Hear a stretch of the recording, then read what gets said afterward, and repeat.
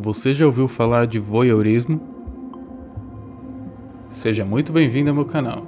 Eu sou o Gabriel e hoje vamos falar de um filme clássico e do meu cineasta favorito, Alfred Hitchcock. Até que ponto é ético espionar uma pessoa? Mesmo que você ache que ela cometeu um crime hediondo. Bom, Jeff fez isso.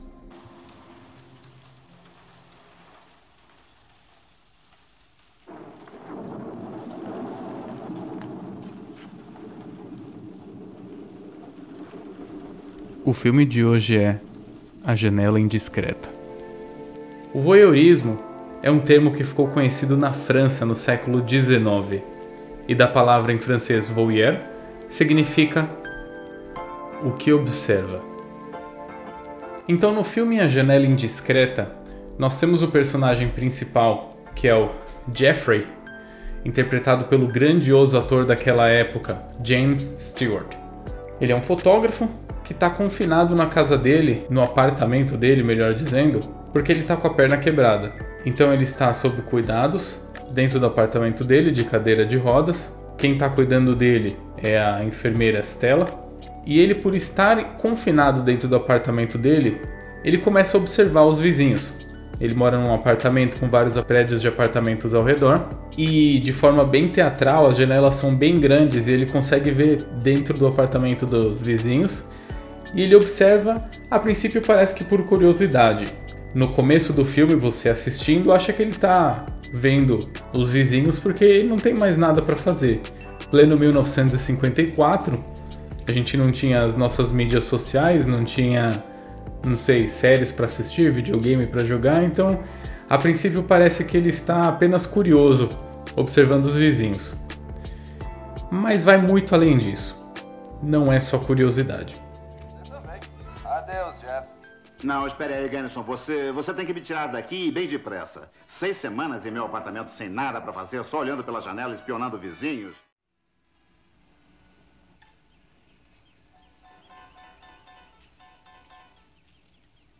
Bom dia! O que o Jeffrey vê na janela dos vizinhos é ele mesmo. É o interior dele. Seus anseios, seus medos, suas incertezas, o que falta dentro dele. Mas então, bisbilhotar os vizinhos, ficar observando a vida deles, olhar dentro da privacidade, dentro do apartamento deles, é ético?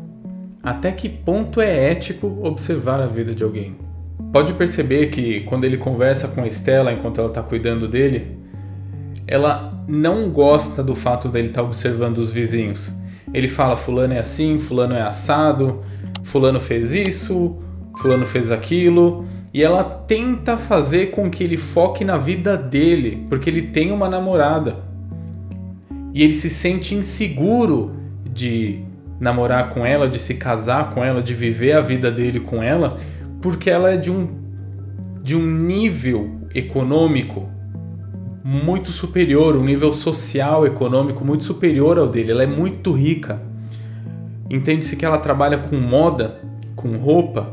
Então ela diz, eu estava na Itália vendo tal vestido, fui na França ver tal alfaiate. Então ela está o tempo todo viajando, viagens de luxo, ao que entende-se para trabalhar com moda. Ela deve ser dona de uma agência assim, de moda muito importante.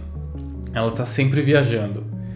E Jeffrey diz para Stella, a enfermeira dele, que ele não sente que ele merece ela. Talvez não é bem com essas palavras que ele diz, mas ele diz, eu não posso ficar com ela porque ela é muito rica. Eu sou um simples fotógrafo. Então, você percebe ao longo do filme que o que ele vê na janela dos vizinhos é o que falta nele. E sobre isso é o voyeurismo, segundo Sigmund Freud. Mas a gente já vai entrar mais profundamente na questão da psicologia. Nós vamos falar de Sigmund Freud e de outros pensadores, outros cientistas da psicologia. Mas vamos adentrar um pouquinho no filme agora. Enquanto Jeffrey observa os vizinhos, num dado momento ele vê o que parece ser um assassinato. Não mostra exatamente o que aconteceu, você não consegue ver exatamente, mas no apartamento da frente, o apartamento dos Thornwald, inclusive Thornwald significa o espinho selvagem, o espinho silvestre, o espinho da floresta em alemão, o que já dá uma conotação um pouco de que é algo ruim, algo mal, de certa forma. O sobrenome, o nome da pessoa que mora na frente, onde supostamente Jeff viu o assassinato, é o senhor e senhora Thornwald. E o cara, ele tem uma aparência de mal, ele é grandão assim, com um rosto mau. Então, não só pareceu que aconteceu um assassinato, mas o cara parece alguém mau.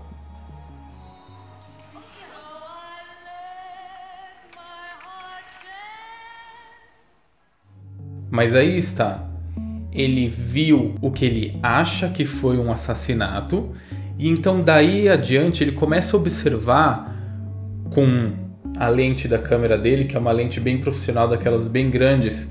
Ele observa todos os dias, de manhã até de noite, o apartamento do Sr. Thornwald. Ele inclusive chama um amigo dele, que serviu na guerra com ele na Força Aérea, que hoje é um detetive, e diz: você precisa vir aqui porque eu presenciei um assassinato e eu preciso que você investigue isso, chame a polícia, faça alguma coisa.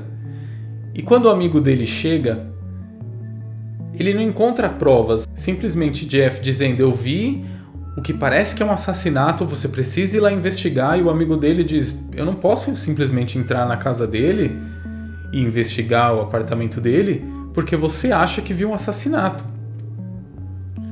Então até mesmo o amigo dele acha que ele está enlouquecendo, porque pensa também que Jeff está lá dentro já faz alguns dias, talvez semanas, que ele está lá de cadeira de rodas sem poder fazer nada lá no apartamento dele.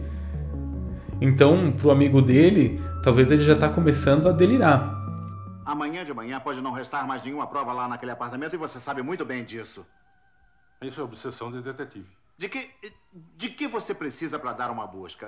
Vamos lá, de que precisa? De manchas de sangue no chão que levem você até a porta? Uma coisa de que eu não preciso é que me forcem. Você me chamou pedindo ajuda. Agora está se tornando um chato. Interessante notar também que Jeffrey nem se preocupa com a questão ética. Ele simplesmente, enquanto está deitado, porque às vezes quando ele está sentado na cadeira de roda com o binóculo ou com a lente da câmera, ele observa na cara dura, claro que de um ponto do apartamento de onde ele não é visto, mas ele observa como se estivesse assistindo um reality show, como se ele estivesse realmente assistindo a um programa, sem se tocar ou sem ligar para a ética.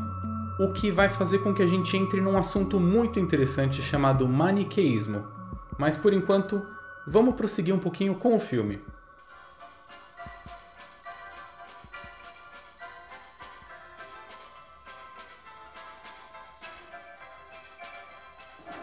Aqui estamos.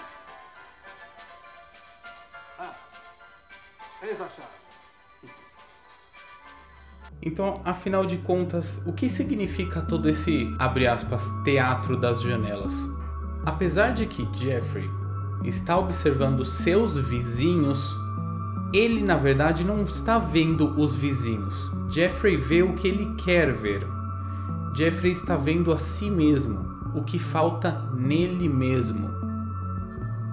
Agora a gente começa a entrar mais profundo no voyeurismo e vamos ver o que os estudiosos dizem disso, o que os psicólogos, cientistas falam disso. Sigmund Freud vê o voyeurismo como parcialmente uma perversão. E a gente consegue observar isso porque em um dos apartamentos da frente de Jeff mora uma mulher muito bonita e parece que ela é uma ou bailarina ou uma dançarina que, além dela ser muito bonita, ela veste pouca roupa, então ela logo de manhã começa a dançar, começa a preparar a comida dela dançando, ela se veste, ela pega alguma coisa para comer, tudo numa energia muito boa, e ele observa ela com um olhar de sutil perversão. E por quê? Lembra que Jeff se sente incompleto ao não se sentir bom o bastante para casar com a namorada dele e viver a vida com a namorada dele? Então ele canaliza essa energia da sedução, essa energia do amor, a energia sexual, ele canaliza ao observar a vizinha. E acaba não tendo uma relação real, completa, plena com a namorada. A namorada dele se chama Lisa. Ela também é muito bonita. Mas ele não se sente digno dela. Lisa é interpretada pela atriz Grace Kelly, muito famosa, atuou muito bem como Lisa. Fez muito bem o papel de uma namorada perdidamente apaixonada por ele. E ela não tem o retorno por parte dele. E nota-se que é porque ele não se sente digno dela. E não porque ele não gosta dela. Porque em alguns momentos ela consegue seduzir ele. Porque ela é realmente muito bonita. Ela coloca o pijama dela, ela fica muito atraente. Consegue seduzir ele algumas vezes. Mas ele não vive um relacionamento pleno com ela. Então, essa energia que supostamente ele deveria canalizar para o relacionamento com Lisa, ele canaliza observando a vizinha. Então, para Freud, o voyeurismo é um sintoma de incompletude. Ele se sente incompleto, por isso ele observa sua vizinha. Ele busca a satisfação em um objeto parcial, ao invés de um encontro pleno com uma pessoa real. Isso te lembra de alguma coisa nos dias de hoje?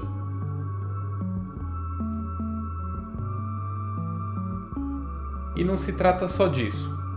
Para Freud, o voyeurismo se torna um espelho do inconsciente. O que Jeffrey vê fora, na verdade, é o que ele tem dentro.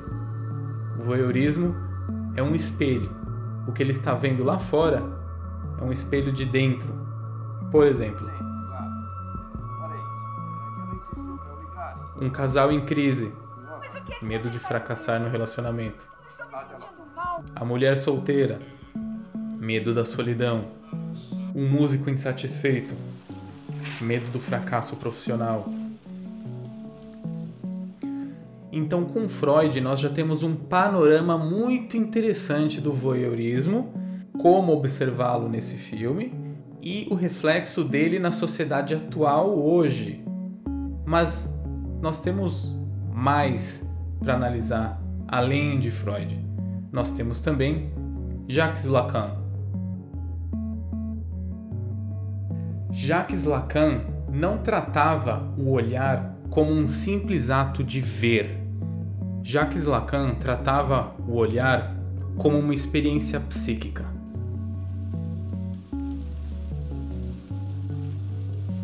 O sujeito é moldado pelo olhar do outro. Para ele, o olhar é a estrutura de como entendemos algo ou alguém ou como nós somos interpretados. Nós achamos que alguém é bom ou mal, feio ou bonito, triste ou feliz, de acordo com o que nós vemos dele. Isso te lembra alguma coisa dos dias de hoje? Então, beleza. Nós temos um pouco da visão de Freud, um pouco da visão de Jacques Lacan. Eles dois nos dão suficiente insumo psicanalítico para analisar esse filme, comparar ele com a vida real?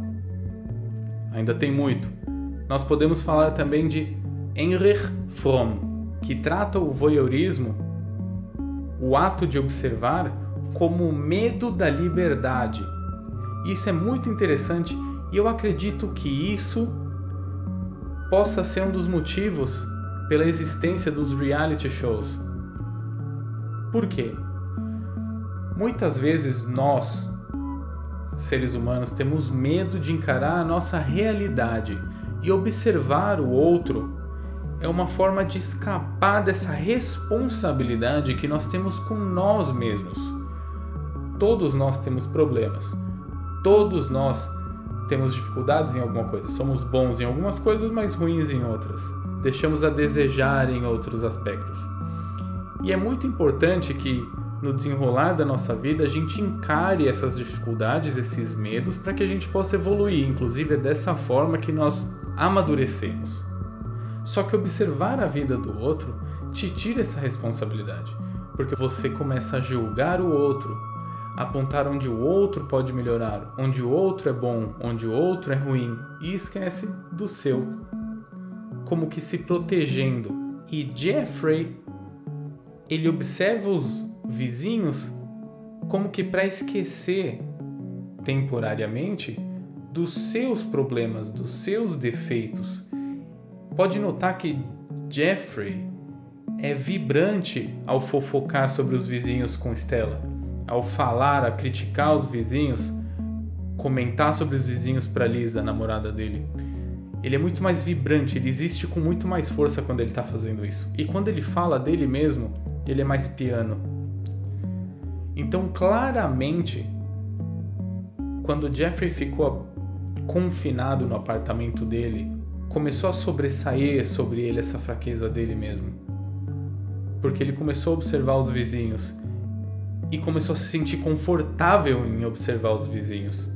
Então, será que os reality shows existem em tanta quantidade, aparecem com tanta frequência nas mídias para nos manter fracos?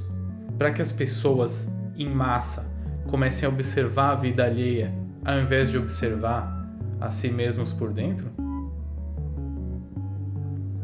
É de se pensar.